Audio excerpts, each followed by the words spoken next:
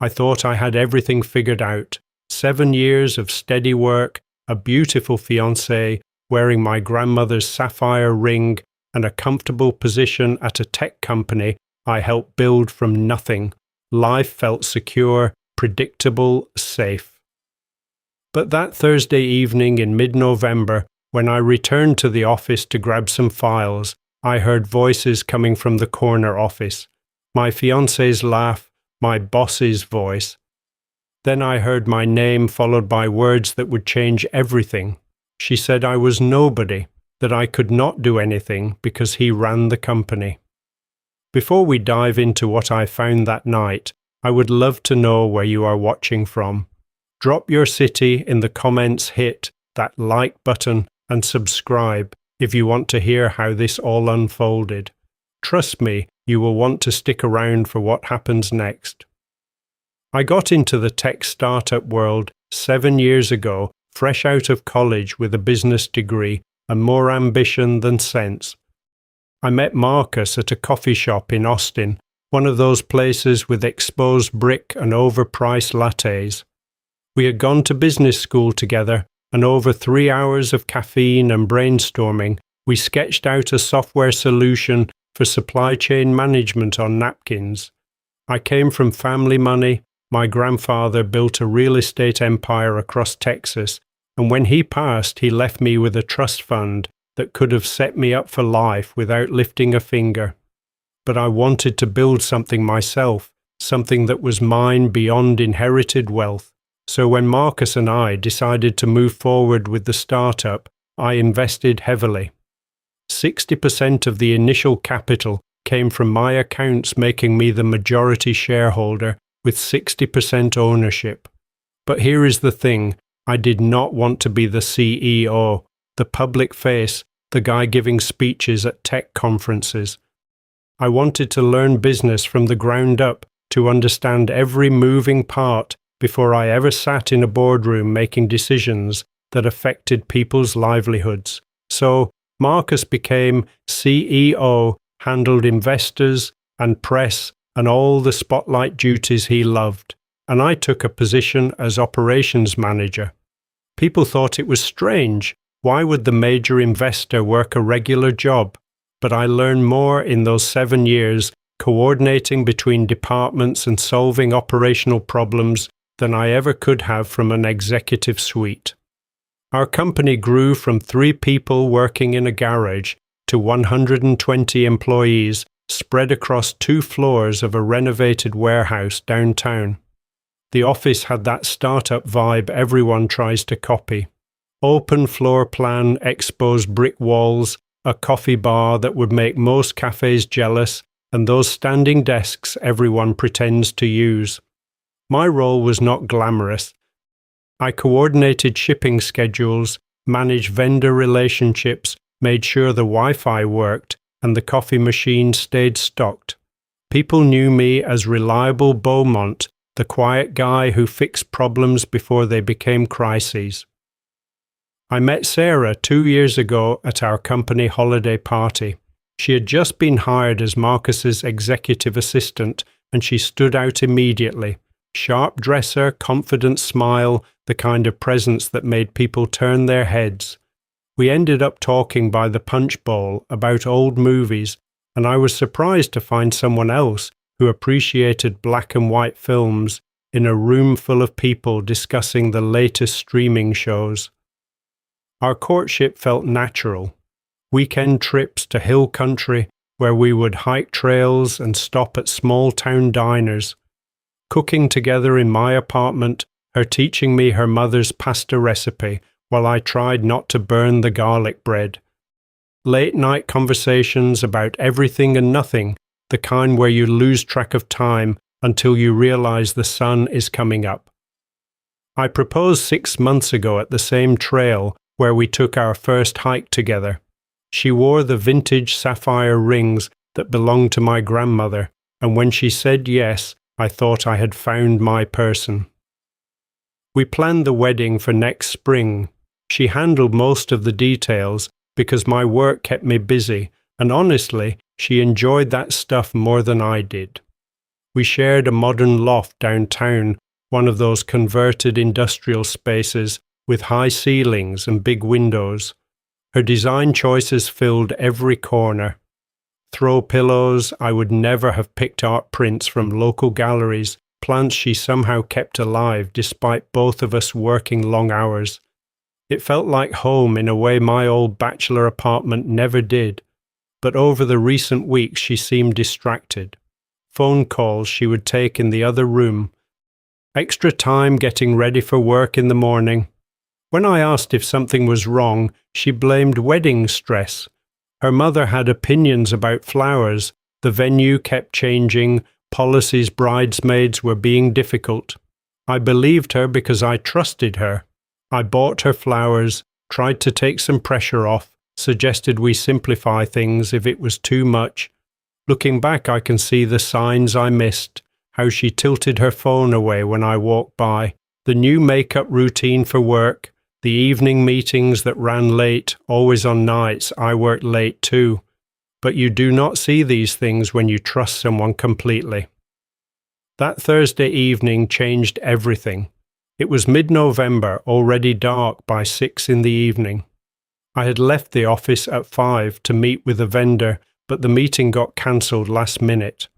I decided to swing back to the office and grab some files I needed to review over the weekend. The office was usually empty by 7, but as I pulled into the parking garage, I saw lights still on through the windows. My key card gave me access through the side entrance.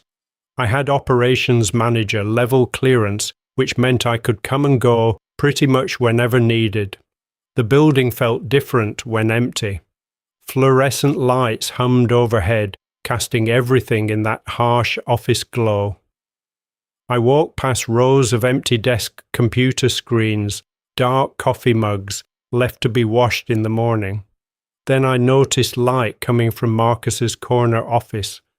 The door was slightly open and I heard voices. I recognized Sarah's laugh immediately, that specific sound she made when she was flirting. I had heard it directed at me enough times to know it anywhere. Something dropped in my stomach, a physical sensation, like missing a step in the dark. I approached quietly. Years of being the invisible operations guy meant I moved through spaces without drawing attention. I stood outside the door and could see through the gap. Marcus sat behind his desk, expensive suit jacket hung on the chair behind him, sleeves rolled up, Sarah perched on the edge of his desk, her hand resting on his shoulder in a way that was far too familiar, too comfortable. Their conversation floated through the gap. Relaxed, intimate, full of inside jokes I was not part of. Then I heard my name and every muscle in my body went rigid. Sarah's voice carried clearly. Beaumont has no idea. He is sweet, but he is basically just middle management. Marcus laughed, the sound making my hands curl into fists. Guy has been here 7 years and never asked for a promotion. No ambition. My hands went cold despite the warm building. I should have walked away. I should have announced myself, demanded an explanation. Instead, I stood frozen, watching my life split into before and after. Sarah continued, and her next words burned themselves into my memory. After the wedding, I will convince him to take that job offer in Denver. You and I can finally stop sneaking around. Marcus leaned back in his chair, considering. What if he makes a fuss? Sarah's response came quick and confident, the verbal knife that cut deepest. What is he going to do? You run this company. He is nobody here. Then she leaned down and kissed him. Not a quick peck, but the kind of kiss that spoke of practice and familiarity, and a relationship that had been going on for far longer than one stolen moment. I stood outside that door for what felt like hours, but was probably only seconds. The betrayal was double-edged, personal and professional. My fiancée and my business partner together plotting my future without me dismissing me as an obstacle rather than a person.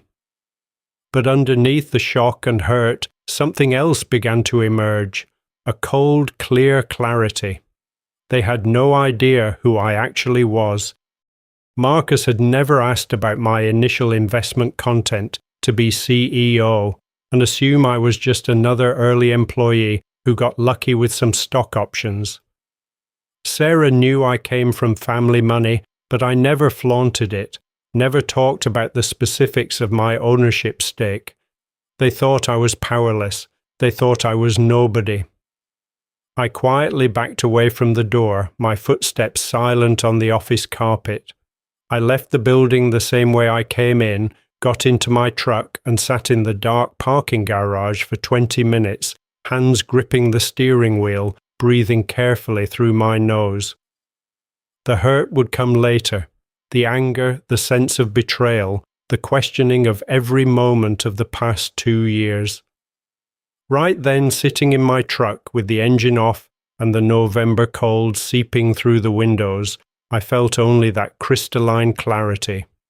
They had made a mistake, a big one, and I was going to make sure they understood exactly how big. Friday morning arrived with Sarah making coffee like she did every morning. She chatted about the wedding venue, how her mother had new opinions about the flower arrangements, whether we should do a seated dinner or buffet style. I watched her lie with practiced ease, every smile feeling like acid on my skin. I kept my face neutral. 7 years of quiet observation had taught me patience, had taught me how to blend into the background and watch without being watched. She kissed me goodbye, said she would be late tonight, something about a wedding planning dinner with her bridesmaids. I knew she was meeting Marcus. I said nothing. I drove to work and parked in my usual spot 3 rows back from the entrance because I always arrived early enough to choose. I walked through the office, said good morning to colleagues, grabbed my usual coffee from the machine. Everyone saw reliable Beaumont operations guy Marcus's shadow. Nobody saw the wheels turning. I sat at my desk and opened my email, but instead of diving into operational reports, I started making calls. First to my attorney, the family lawyer who had handled my trust fund since my grandfather passed. I requested a private meeting today, if possible, urgent matter. His assistant said he could see me at lunch. Then I called my accountant, the one who managed my personal investments and had copies of all my business documentation. I requested a complete financial review of the company, every transaction for the past 2 years, every executive decision, every expenditure over $10,000. He asked if there was a problem. I said I was conducting due diligence. I made these calls from my truck during my lunch break, parked in a corner of the lot where nobody could see me using my personal phone instead of anything connected to company systems. Paranoid maybe, but I had watched enough startup politics to know that information security started with basic operational security. Over the next 3 days, I pieced together a picture that was somehow worse than I expected. Marcus had been making terrible decisions for months, maybe longer. I checked company finances using my legal right as majority shareholder, a right I had never exercised because I trusted the CEO to do his job. That trust had been severely misplaced. Marcus had approved massive executive bonuses for himself, not the normal performance bonuses outlined in his contract, but discretionary bonuses that drained our cash reserves to dangerously low levels. He had been courting acquisition offers, planning to sell the company without consulting the board or the major shareholder. My 60% ownership meant nothing without my signature on any sale, but he had been working with lawyers to figure out how to force me out or dilute my shares through complicated stock restructuring. My IT director, a guy named Paul, who reported to me operationally, and had been with the company since the garage days, forwarded me an email chain. He did it without comment, just a subject line that said, "Thought you should see this." The emails were between Marcus and a corporate attorney discussing options for challenging my partnership agreement, looking for loopholes, ways to argue I had abandoned my stake by working operationally instead of executively. Sarah was mentioned in these emails, not by name but as helpful contact with access to personal information about primary stakeholder. She had been feeding Marcus information about me, my habits, my routines, my tendency to trust people and avoid conflict.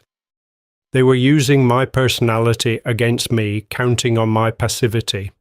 I found out their affair had started 8 months ago, 1 month after I proposed. 1 month after she said yes to spending her life with me, she started sleeping with my business partner. One evening, when Sarah left her phone unlocked on the bathroom counter while she showered, I finally looked. I had never checked her phone before, had never felt the need. Trust, right? Her text messages to a friend painted a clear picture.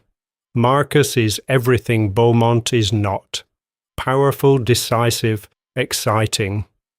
The ring is beautiful, though, and Beaumont's family money does not hurt.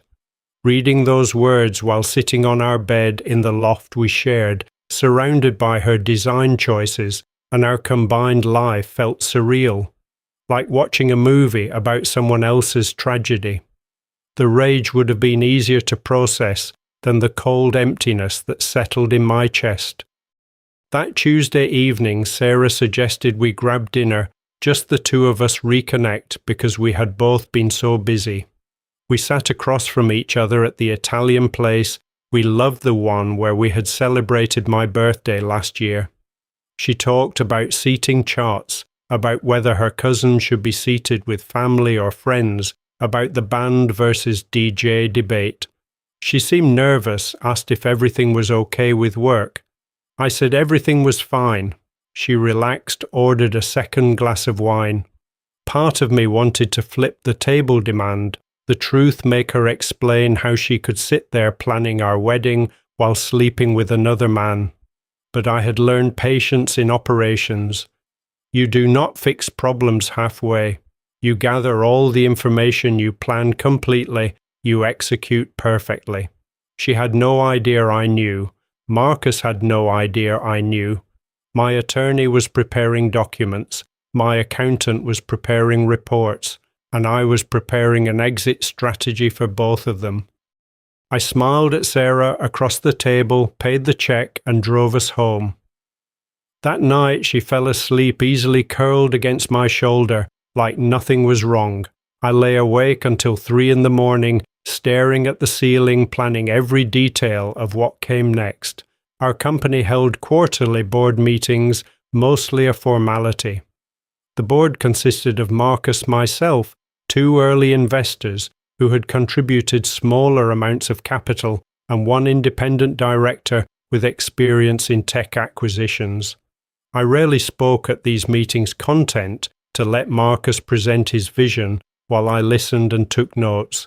He loved the spotlight. I loved the shadows. The next meeting was scheduled for Friday. I contacted each board member privately, requesting they arrive 30 minutes early for a private discussion. I sent them the confidential financial documents my accountant had prepared, the evidence of Marcus's mismanagement, and copies of the partnership agreement that clearly outlined my controlling interest. I did not mention the personal betrayal. I kept everything professional, focused on fiduciary duty and financial irregularity and breach of trust in a business context. The board members were shocked. Then they were angry. They had trusted Marcus, had believed in his leadership, and the numbers I showed them revealed that trust had been misplaced. The independent director, a former Fortune 500 CEO named Patricia, who had agreed to join our board as a favor to one of our investors, was especially furious. She called me Wednesday night, asked what I wanted to do. I told her to wait for Friday. She asked if I was sure. I said I had never been more sure of anything.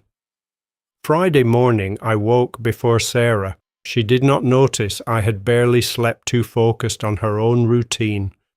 She complained about having to work late, how Marcus was so demanding.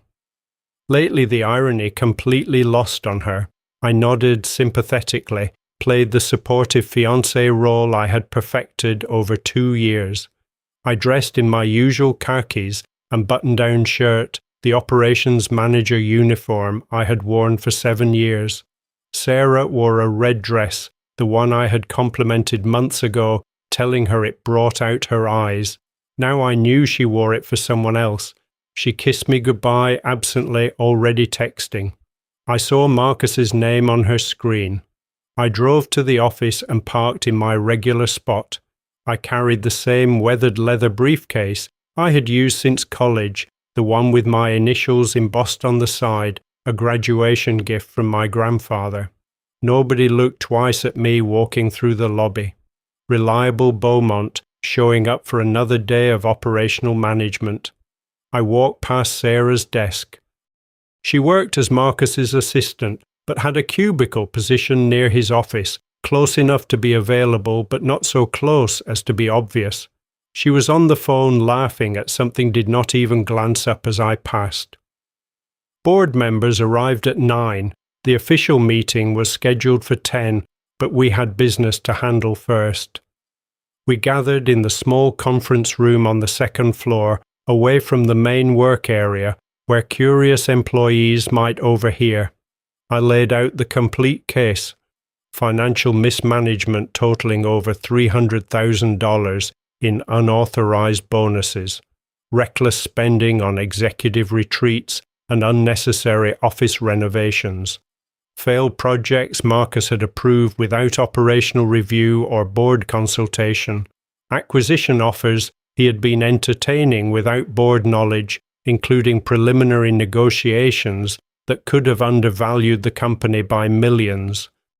Then I showed them his plan to dilute my ownership through complicated stock restructuring, the emails with his attorney about challenging my partnership agreement, the clear evidence that he had been working to force out the majority shareholder.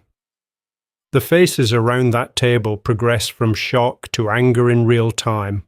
Patricia, the independent director, spoke first. "How long have you known about this?" I started noticing operational inconsistencies about 6 months ago, I said, keeping my voice level. "Confirmed everything last week. One of the early investors, a guy named Tom who had believed in us when we were 3 people in a garage, leaned forward. Why did you not say something sooner?" "I needed the complete picture," I said, "and I needed to be sure." I walked them through the partnership agreement, the document Marcus had apparently never read carefully. My 60% ownership gave me controlling vote on all major decisions. With board majority support, I could remove the CEO for cause, and I had cause, plenty of it. The board voted unanimously. Marcus would be terminated effective immediately. I would assume CEO role temporarily until we found a permanent replacement. Patricia asked if I wanted the position permanently. I said I would consider it, though truthfully, I had not thought that far ahead. Part of me wanted to build something new, something without this betrayal embedded in its foundation. But first, I needed to finish this. 10 o'clock arrived. Marcus strode into the main conference room like he owned the place. Expensive suit that probably cost more than most employees made in a month, gold watch catching the light hair perfectly styled.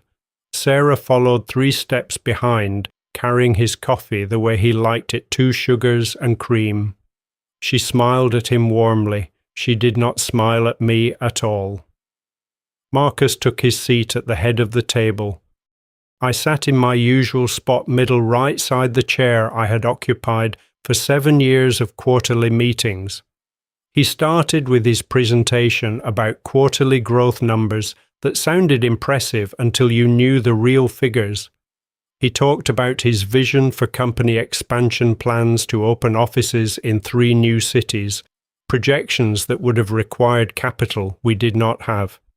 The board members' faces remained carefully neutral. He did not notice, too absorbed in his own presentation, the sound of his own voice describing his brilliant leadership. 20 minutes in, Patricia interrupted. "Marcus, we need to discuss some financial irregularities." Marcus's smile faltered slightly, but he recovered quickly. "What irregularities?" Patricia slid a folder across the table. Marcus opened it, and I watched the colour drain from his face as he read the first page, then the second. Then he looked up at the board, attempting damage control. "This is taken out of context," he said, voice tight. Tom, the early investor, shook his head. $300,000 in unauthorized bonuses seems like pretty clear context. Marcus looked around the table, seeking allies, finding none. Then his eyes landed on me, sitting quietly in my usual spot. "Beaumont, you handle operations. Tell them this is normal business practice."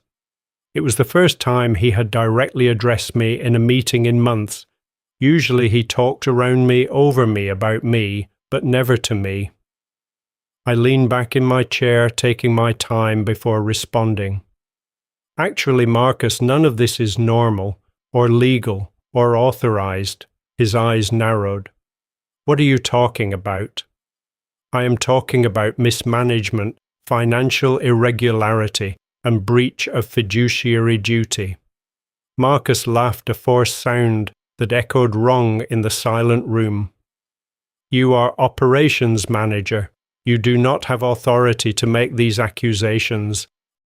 Sarah, still standing by the door with a coffee pot in case anyone needed refills, nodded along slightly.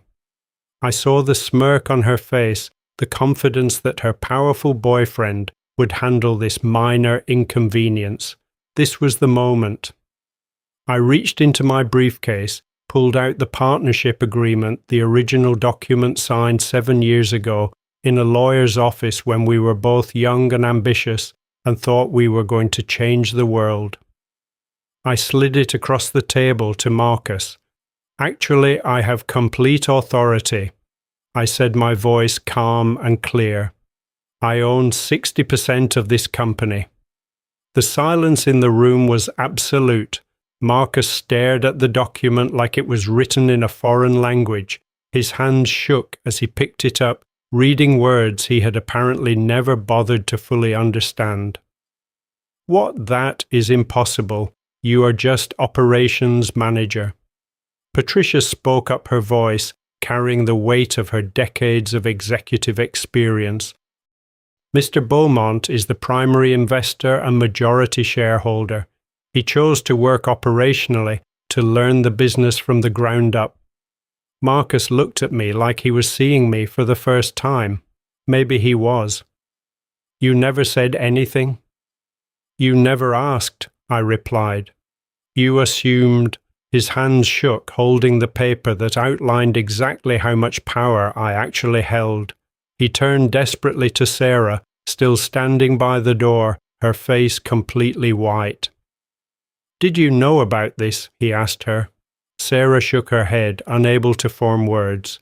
I looked at her directly for the first time that morning. "Sarah, you might want to sit down for this next part."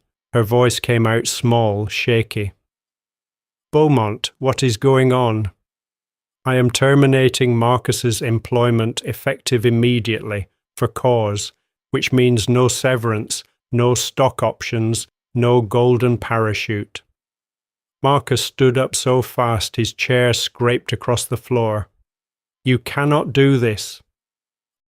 "I can," I said, still seated, still calm. "And I am. The board has voted unanimously." He looked around the table, searching for support, finding only angry faces, and nodded confirmations. He turned back to me, desperation morphing into rage. "This is because you are jealous. You have always been jealous, that I am CEO. I stood slowly gathering my documents with careful precision. This is because you stole from the company, you mismanaged funds, you violated your fiduciary duty, and you tried to force out the majority shareholder. I walked toward the door, my path taking me directly past Sarah. She had started crying mascara running in black streaks down her carefully made-up face. I stopped next to her close enough that only she could hear me. I know about the affair, I said quietly. I have known for 2 weeks. Her sharp intake of breath was audible. Her hand flew to her mouth. You said I could not do anything, I continued, meeting her eyes. That he runs the company. I let that sink in for a moment before delivering the final blow. I did not tell you I was the silent partner who owned 60% of the shares. Behind us, Marcus found his voice again. Beaumont, wait. We can talk about this. We can work something out. I kept my eyes on Sarah. No, Marcus, we really cannot. Security will escort you both out. Sarah's voice cracked. Both of us. You are terminated too.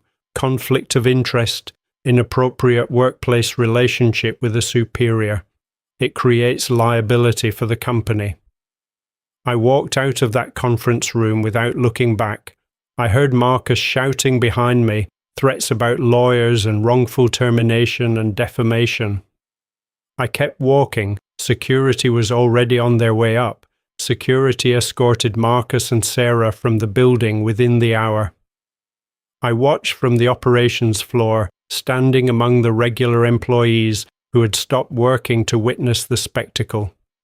Marcus left angry shouting about lawyers and lawsuits and how I would regret this. Sarah left sobbing, looking back at me once with an expression I could not quite read. Regret maybe, or just fear about her future. I felt nothing watching them go. The hurt would come later in quiet moments alone. Right then I felt only the calm that comes after a storm, the stillness after months of tension. Employees were confused whispers spreading through the office like wildfire. I called an all-hands meeting for that afternoon. I explained the leadership transition, kept the details professional and minimal. I did not mention the betrayal, the affair, the personal dimension of what had happened. I did not need to. Office gossip filled in the blanks quickly enough. That evening Sarah called my phone 17 times. I did not answer. Marcus's lawyer sent a threatening letter by end of business full of bluster about wrongful termination and defamation. My lawyer sent back the partnership agreement and all the financial evidence within an hour. We never heard from Marcus's lawyer again. Sarah came to the apartment while I was at work the next day. She took her things, all those design choices that had made the loft feel like home. She left the engagement ring on the kitchen counter, my grandmother's sapphire catching the afternoon light. Next to it, a note in her handwriting. I am sorry. I made a terrible mistake. I threw the note away without reading it fully. I put the ring in the safe. My grandmother would have been disappointed in my choice of partner, but I think she would have been proud of how I handled the situation. The next 3 months were intensive. I hired a new CEO, an industry veteran named David, who had successfully scaled 2 previous startups and had no interest in drama or politics. He respected my vision for the company and appreciated that I wanted to remain involved operationally. I officially moved into the Chief Operating Officer role, giving me voice at the executive table while still allowing me to work in the areas I understood best. We restructured the company finances, restored our cash reserves, and implemented new oversight policies to prevent future mismanagement. Employee morale improved almost immediately. Productivity increased. Marcus had created a culture of fear where people worried about appearing weak or asking questions. We built a culture of respect where problems were solved collaboratively instead of hidden. The company grew 20% in the next 6 months. We received an acquisition offer for 3 times what Marcus had been quietly considering. I declined. I wanted to build something lasting, something meaningful, not just cash out at the first opportunity. I heard through mutual friends that Marcus took a job at a competitor. He lasted 4 months before being fired for similar financial irregularities. Apparently, his pattern of behavior was not limited to our company. Sarah moved to a different city. I heard she got engaged again within a year. I felt a brief moment of pity for whoever she was marrying, then nothing. I took my first real vacation in 7 years. 2 weeks hiking through Colorado, just me and my thoughts and the mountains.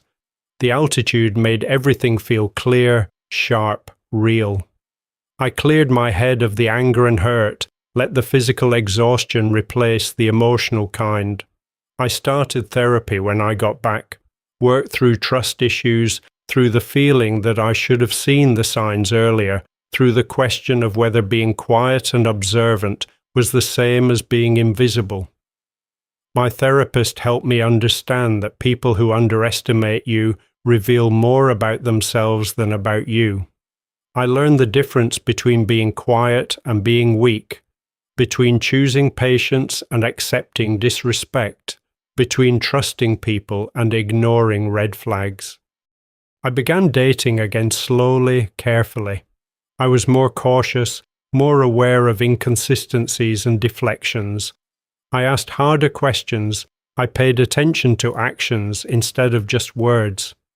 8 months after everything fell apart, I met Elena at a charity event for environmental causes. She was an environmental lawyer, sharp mind wrapped in genuine kindness, the kind of person who asked questions and actually listened to answers. We talked for 3 hours about everything except work. She made me laugh in a way I had not in months. I told her the whole story on our 3rd date, sat across from her at a coffee shop, and laid out the betrayal, the confrontation, all of it. I figured if she was going to run better, to know early. She did not run. She reached across the table, squeezed my hand, and said that said a lot about my character, how I handled it. She appreciated my caution, did not rush me, let the relationship develop at its own pace. I learned to recognize the green flags I had missed before. Consistency. Honesty even when it was uncomfortable, respect for boundaries, integration into each other's lives instead of compartmentalization. 2 years after that board meeting, the company was thriving. I eventually accepted the CEO position permanently. Turned out quiet leadership was not a weakness. In an industry full of loud personalities and inflated egos, leading with calm competence was actually a strength. I still remember that board meeting, still remember the look on Sarah's face when she realized I had heard everything she said, known everything she did, and quietly planned my response instead of reacting emotionally. Still remember Marcus trying to bluster his way through evidence of his own wrongdoing, but I do not feel anger anymore. Just the satisfied sense of a lesson learned, a situation handled, a chapter closed. The best revenge was not the public confrontation, though I will admit that had its satisfying moments. The best revenge was building a life they could not touch, knowing my worth without needing their validation, choosing patience and strategy over immediate emotional reaction. If there is wisdom I can share from this experience, it is this.